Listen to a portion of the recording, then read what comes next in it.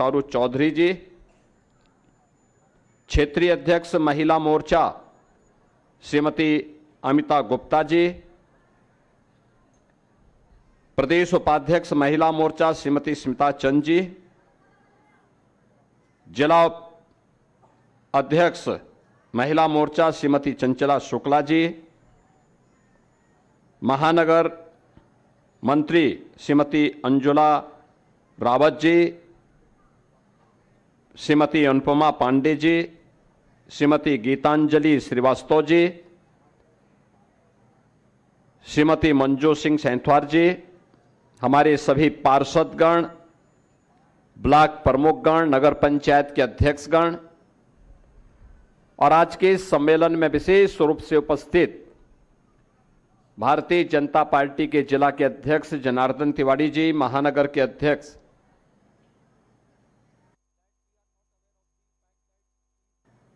राजेश गुप्ता जी, हमारे माननीय विधायकगण राजेश त्रिपाठी जी, डॉक्टर बिमलेश पासवान जी, श्री महेंद्र पाल सिंह जी, प्रदीप शुक्ला जी, श्रवण निषाद जी, विपिन सिंह जी, प्रदेश उपाध्यक्ष और विधान परिषद सदस्य डॉक्टर धर्मेंद्र सिंह जी, हमारे क्षेत्रीय अध्यक्ष और आज के इस कार्यक्रम में उपस्थित हमारे भारतीय जनता पार्टी के सभी पदाधिकारीगण, अन्य विभिन्न सामाजिक संगठनों से जुड़े हुए उपस्थित प्रबुद्धजन,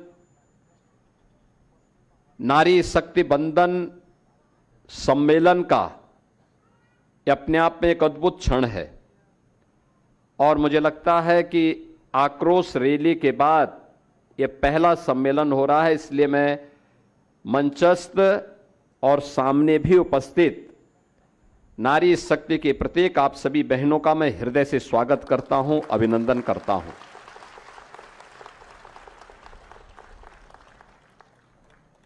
इस सम्मेलन, इस भीषण गर्मी के बीच आप सभी इस सम्मेलन में उपस्थित हुए और एक बहुत शॉर्ट नोटिस पर मेरा पश्चिमी बंगाल चुनाव प्रचार में मैं था, मुझे आज सायंकाल गोरखपुर आना था, तो मैंने अचानक जिला और महानगर इकाई के साथ ही डॉक्टर धर्मेंद्र सिंह जी से इस बारे में कहा कि अगर ज्वलंत मुद्दे को लेकर के हम गोरखपुर के उन सभी नारी शक्ति के साथ एक सम्मेलन करेंगे तो उसका मैसेज होगा, आधी आबादी को अपनी ताकत का एहसास होगा। और उस शॉर्ट नोटिस पर इतनी बड़ी संख्या में आप सबकी उपस्थिति ये दिखाता है कि आपको आपके अधिकार से बहुत अधिक दिनों तक कोई वंचित नहीं रख सकता।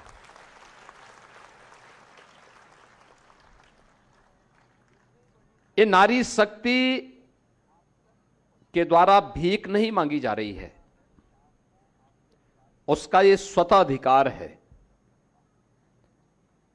और स्वतः अधिकार को देने का कार्य आजादी के बाद जिसको लटकाने का, भटकाने का प्रयास हो रहा था, वो अधिकार 2014 के बाद पहली बार प्रधानमंत्री मोदी जी के प्रयासों से देना प्रारंभ हुआ। ये जो प्रयास हुए हैं, ये आधी आबादी के प्रति कृतज्ञता ज्ञापित करते हुए यह अभियान प्रारंभ हुआ है, क्योंकि प्रधानमंत्री मोदी जी का यह सोचना है कि जब नारी शक्ति सशक्त होती है तो वह परिवार अपने आप में समर्थ होता है।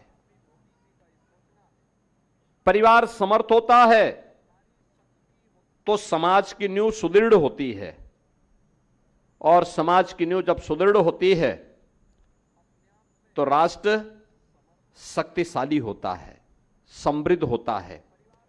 आत्मनिर्भर और विकसित भारत की संकल्पना वहां से प्रारंभ होती है। उस आत्मनिर्भर भारत की परिकल्पना को और सशक्त भारत की, विकसित भारत की संकल्पना को आगे बढ़ाने के लिए ये सभी कार्यक्रम और ये अपने आप में एक रिफॉर्म है, समय की आवश्यकता के अनुरूप किए जाने वाले परिवर्तन का हिस्सा है। ऐसा नहीं कि हमारे पूर्वजों ने इसको अनदेखी किया हो। भारतीय समाज, याद रखना, भारतीय इतिहास के अंदर अगर आप एक बार नजर दौड़ाएंगे, प्रभु श्री राम का एक नाम क्या है? कौशल्यानंदन। क्यों? क्योंकि माता कौशल्या के पुत्र थे। नाम क्या है? किसके नाम से आया है? मां के नाम से संबोधन हुआ। हमारे कृष्ण कन्हैया को क्या कहते हैं? यशोदानंदन। ये भी मां के नाम से, जिन्होंने बचपन में उनका लालन पालन किया। आप याद करिए, अर्जुन को क्या कहते हैं? कौन्तेय। किसके कारण? मां के कारण। आप याद करिए, अपनी प्रतिज्ञा के लिए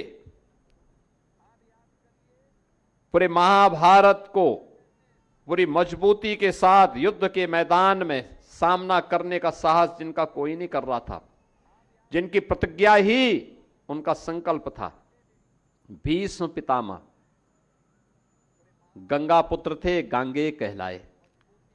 आप याद करिए ना ये सारी बातें। और हमारे यहां जब हम संबोधन कहते हैं, जब हम श्री राम कहते हैं, जय श्री राम कहते हैं ना, श्री का संबोधन माता सीता के लिए होता है। और उसका अगर पूरा आप नाम पूरी रूप से उस पूरे उद्घोष को करेंगे तो क्या बोलते हैं? बोलो सियावर रामचंद्र भगवान की, ये नाम होता है। आप चले जाइए मथुरा वृंदावन में, वहां पर हम सब ये मानते हैं ना कि मथुरा वृंदावन ये भगवान कृष्ण की जन्मभूमि और उनकी लीला भूमि है। लेकिन संबोधन क्या है? राधे राधे का। संबोधन क्या है? राधे राधे का। आप काशी में जाइए, काशी में संबोधन क्या मिलता है? नमः पार्वती पतिये हर हर।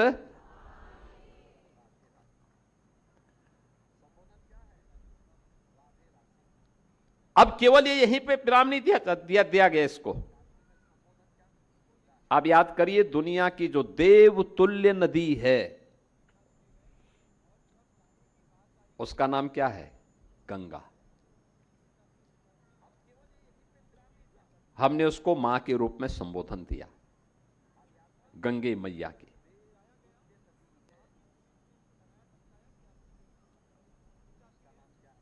भले ही पशु योनि में है, लेकिन सबसे पवित्र है, देवतुल्य है, देव अंश जिसमें मौजूद है, उसको हमने क्या बोला? गौ मैया। हमने हाथी को हाथी मैया नहीं बोला। लोग अपने घरों में कुत्ता पालते हैं, कुत्ते को नहीं बोलते, लेकिन गाय को बोल देते। हर हिंदू बोलता है, हर सनातन धर्मावलंबी बोलता है। आप याद करिए ना, दुनिया के अंदर कहीं भी कोई भी देश है, वो गाय को माने या ना माने, लेकिन दूध गाय का ही पीता होगा ना गाय का दूध। क्या जो लोग गाय को खाते हैं, क्या वे सुअर का दूध पीते हैं क्या? नहीं, दूध तो गाय का ही सब लोग पीते हैं। कोई बच्चा होगा, मां का ही दूध पिएगा ना। यानी ये प्रकृति से प्रदत्त उपहार है, देवीय उपहार है।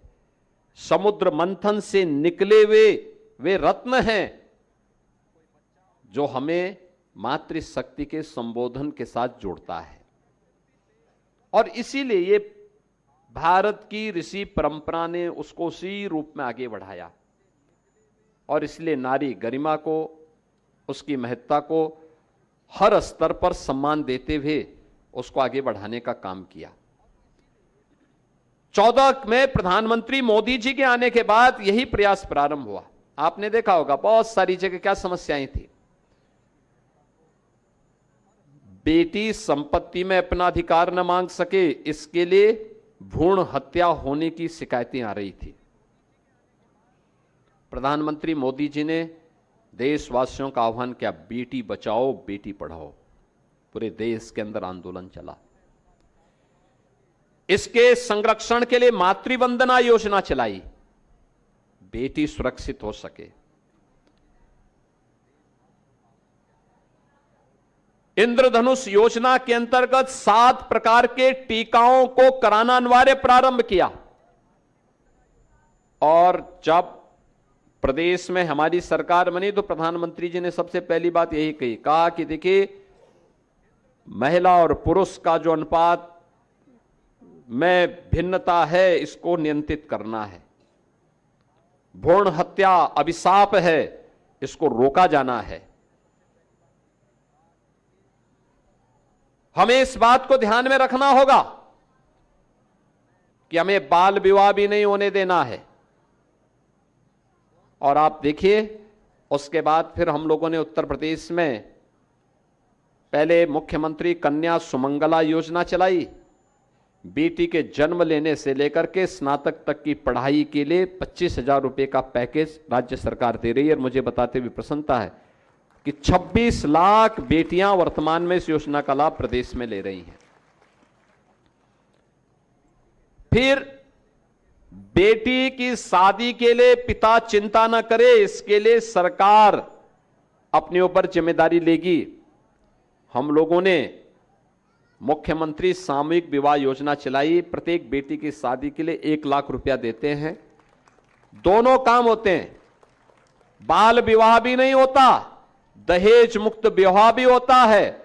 और मुख्यमंत्री से लेकर के मंत्री तक, यानी डीएम से लेकर सीएम तक सब लोग उस शादी का हिस्सा में, उसमें शादी में भागीदार बनते हैं।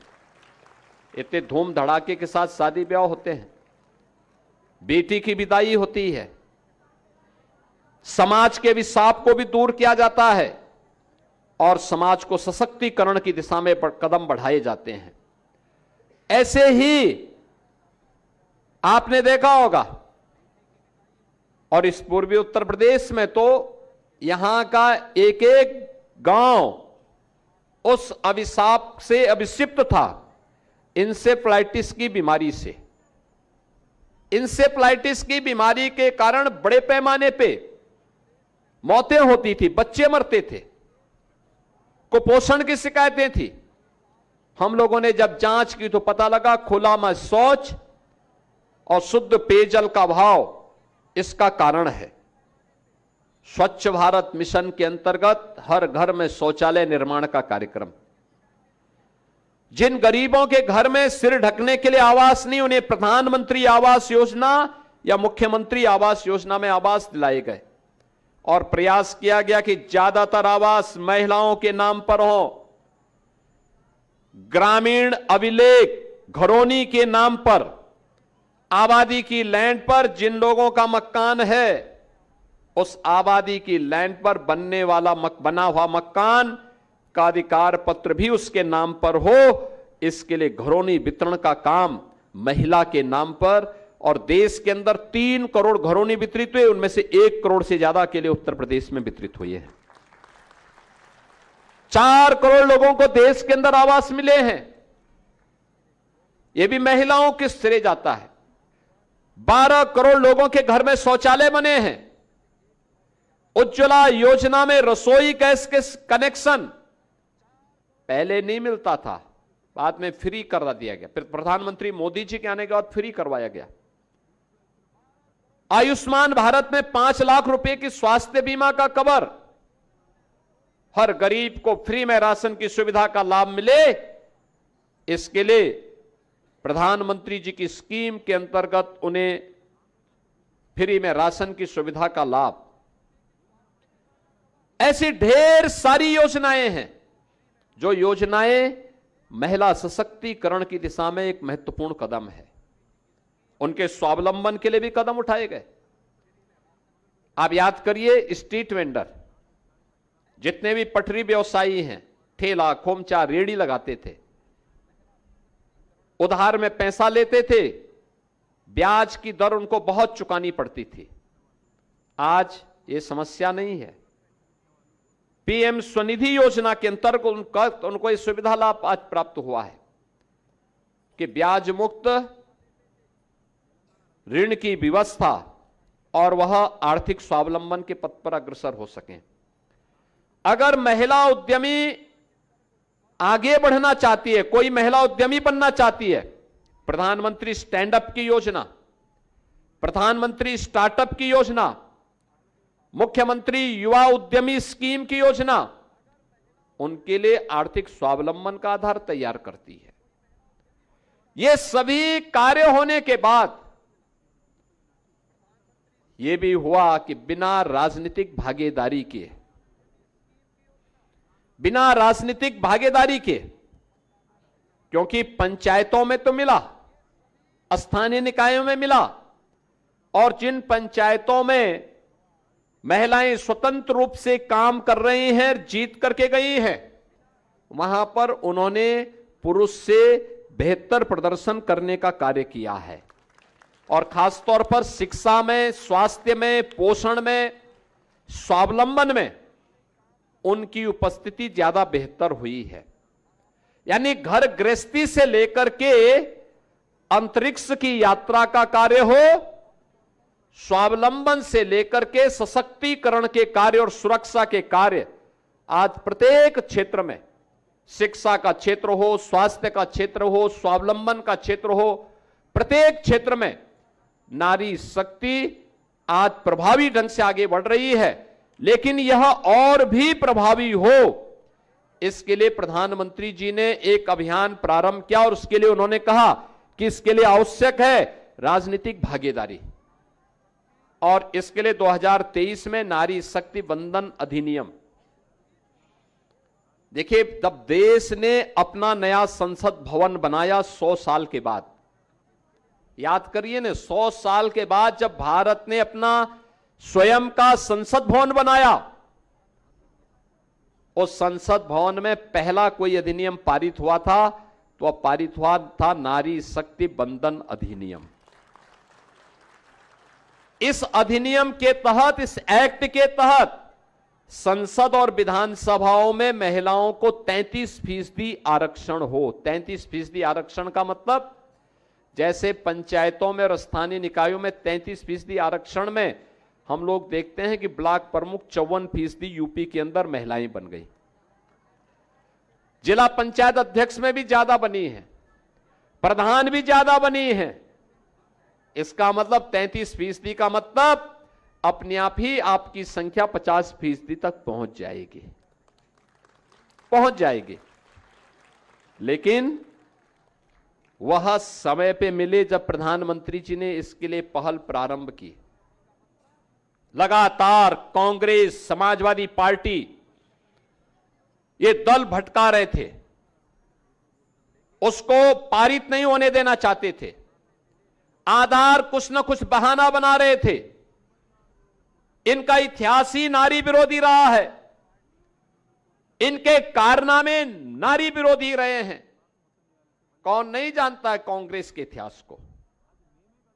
नारी को उसका अधिकार मिले, वंचितों को, दलितों को उसका अधिकार मिले, पिछड़ी जाति को उसका अधिकार मिले, वो हमेशा उसमें बाधक रही।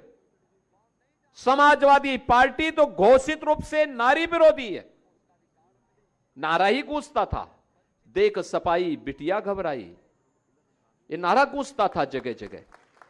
लोग बोलते थे क्या है ये सब, आप तो गोरखपुर में तब भी सुरक्षित हैं। मध्य यूपी और पश्चिमी उत्तर प्रदेश की स्थिति क्या थी 2017 के पहले? बड़े परिवार, हर परिवार ने या तो बेटी को स्कूल भेजना बंद कर दिया था या दूर अपने रिश्तेदार के यहां भेज करके वहां उसको पढ़ाते थे, यूपी के बाहर। और आज मुझे अच्छा लगता है जब मैं यूपी के अंदर किसी भी जनपद में जाता हूं और मैं देखता हूं कि बेटियां स्कूल जा रही हैं बिना रोक टोक के। पुलिस में आप याद करिए 1947 से 2017 तक उत्तर प्रदेश पुलिस में महिलाओं की भागीदारी मात्र 10,000 थी और आज इनकी संख्या 44 से 45,000 है। कितना गुना बढ़ा? ये 9 वर्षों में इतनी संख्या, बड़ी संख्या हो गई। और हम लोगों ने अनिवार्य किया है कि महिला पुलिस, जो भी पुलिस की भर्ती होगी अनिवार्य रूप से उसमें 20% महिलाओं को भर्ती करना अनिवार्य होना चाहिए। यह अनिवार्य रूप से उसमें करने की आवश्यकता है। हम लोगों ने 9 लाख से अधिक सरकारी नौकरी दी और 9 लाख से अधिक सरकारी नौकरी में से 1.25 लाख केवल महिलाएं भर्ती हुई हैं सरकारी नौकरी में। आज जीवन के प्रत्येक क्षेत्र में, एमएसएमई सेक्टर में, जिसको हमने रिवाइव किया है, जो मृत प्राय हो गया था, 3 करोड़ से अधिक महिलाएं आज प्रदेश के अंदर जो लोग कार्य कर रहे हैं उनमें से आधी आबादी महिलाओं की है। 21,000 स्टार्टअप यूपी के अंदर कार्य कर रहे हैं, इनमें से आधे से अधिक स्टार्टअप महिलाओं के द्वारा संचालित है।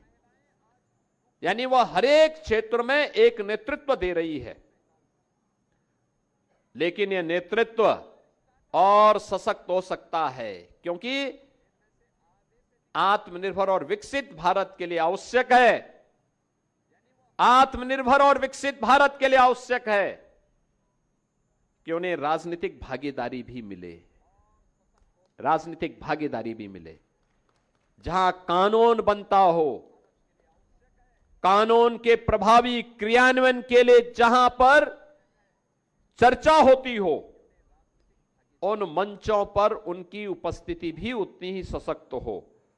और 2029 के लोकसभा चुनाव से प्रधानमंत्री मोदी जी इसकी शुरुआत करना चाहते थे। इससे संबंधित जो संशोधन जब संसद में लाने का कार्यक्रम बना, आपने देखा होगा यहां पे जब महिला आयोग की उपाध्यक्ष भी बोल रही थी कि संसद में दर्शक दीर्घा में ये लोग मौजूद थे। जैसे संशोधन प्रस्तुत हुआ, उस पर वोटिंग और उस पर चर्चा हुई और फिर वोटिंग की नौबत आई, कांग्रेस ने, समाजवादी पार्टी ने, टीएमसी ने, डीएमके ने विरोध कर दिया। ये सब विरोध किए और विरोध करने के साथ साथ इन लोगों ने जैसे ही विधेयक गिरा ये लोग तालियां बजाते हुए, हंसते नाचते हुए बाहर निकले कि देखो हमने विधेयक गिरा दिया। यानी आपको मिलने वाले अधिकार पर ये जश्न मना रहे थे। वो अधिकार न मिले, यो विधेयक गिरा, उस पर ये जश्न मना रहे थे।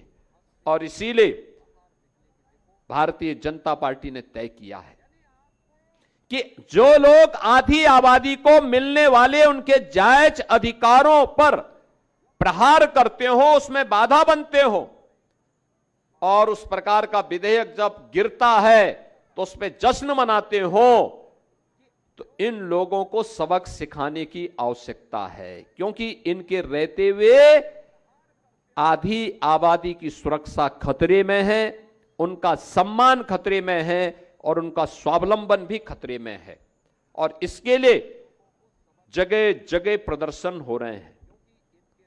मैं तो देख रहा हूं, मैं बंगाल से सीधे आ रहा हूं प्रचार करके। भीषण गर्मी थी। मेरी एक सभा थी अभी कुछ देर पहले कोलकाता के पास, हावड़ा के पास। वहां पे टीएमसी का एक प्रत्याशी जो आपराधिक प्रवृत्ति का था,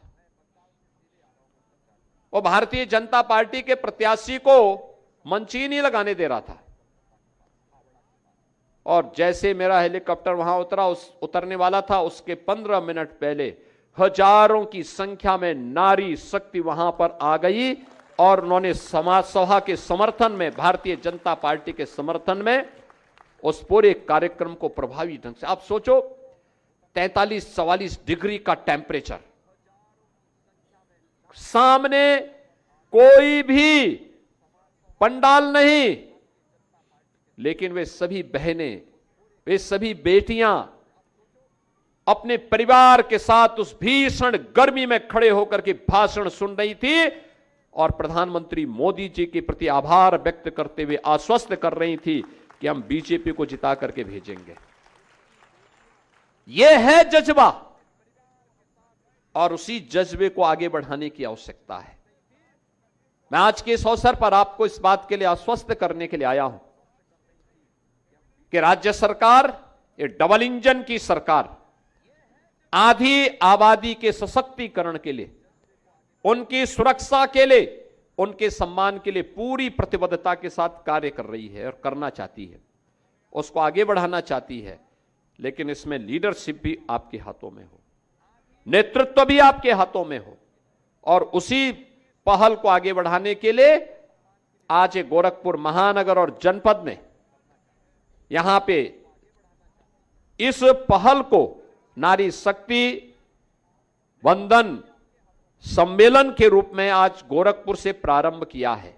मैं आज के इस अवसर पर यहां के क्षेत्रीय अध्यक्ष श्री सहजानंद राय जी को, प्रदेश उपाध्यक्ष और विधान परिषद सदस्य डॉक्टर धर्मेंद्र सिंह जी को, महानगर अध्यक्ष श्री महानगर के हमारे संयोजक राजेश गुप्ता जी को, जिलाध्यक्ष श्री जनार्दन तिवारी जी को, महिला मोर्चा की क्षेत्रीय अध्यक्ष श्रीमती अमिता गुप्ता जी और महानगर और जिले की उन सभी पदाधिकारियों को हृदय से धन्यवाद दूंगा जिन्होंने केवल भाजपा तक सीमित नहीं रखा बल्कि समाज के प्रबुद्ध जनों को भी इस सम्मेलन के साथ जोड़ा है, सबको जोड़ा है। कुलपति जी भी आई हैं, महानगर की प्रतिष्ठित हमारी चिकित्सक आई हैं, दीनदयाल उपाध्याय गोरखपुर विश्वविद्यालय और समाज में जिन्होंने अपने दम पर, अपने बल पर नारी गरिमा के साथ साथ नारी सशक्तिकरण का उदाहरण प्रस्तुत किया है, ऐसी सभी नारियां यहां पर मंच पर आज उपस्थित हुई हैं। मैं उनका अभिनंदन करता हूं। ब्लॉक प्रमुखगण हैं, जिला पंचायत अध्यक्ष के साथ साथ सभी ब्लॉक प्रमुख, नगर पंचायतों के अध्यक्षगण, पार्षदगण और इतनी बड़ी संख्या में आप सबकी उपस्थिति नारी अधिकारों के प्रति आपकी जागरूकता का प्रमाण है। मैं आज के इस अवसर पर एक बार फिर से आप सबको आपके इस अधिकार के साथ प्रदेश सरकार की प्रतिबद्धता आपके सामने प्रस्तुत करते हुए आश्वस्त करता हूं कि आपके साथ सदैव ये डबल इंजन की सरकार आपके हितों के संरक्षण करने के लिए सदैव पूरी प्रतिबद्धता के साथ कार्य करेगी। आज के इस अवसर पर मैं एक बार फिर से इस नारी शक्ति वंदन सम्मेलन के अवसर पर आप सभी का हृदय से अभिनंदन करते हुए अपनी वाणी को विराम देता हूं। धन्यवाद। जय हिंद।